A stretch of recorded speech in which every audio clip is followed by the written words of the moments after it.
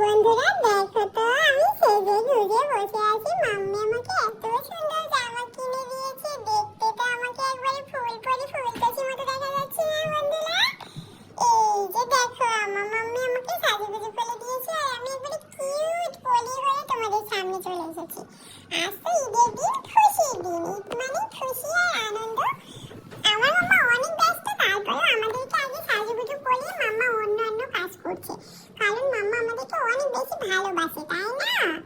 সেই জন্য আমাকে কেমন সুন্দর লাগছে তোমরা সুন্দর করে কমেন্ট করে দিবে, বুঝতে পেরেছো?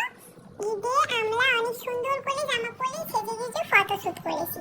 তোমরা দেখো, আমাদের সব ভিডিওই তোমরা পেয়ে যাবে। দেখো দেখো আমি কেমন পরি, ও বাবা আমি এত পরি বাচ্চা, একবারে সুন্দর ফুলটুসু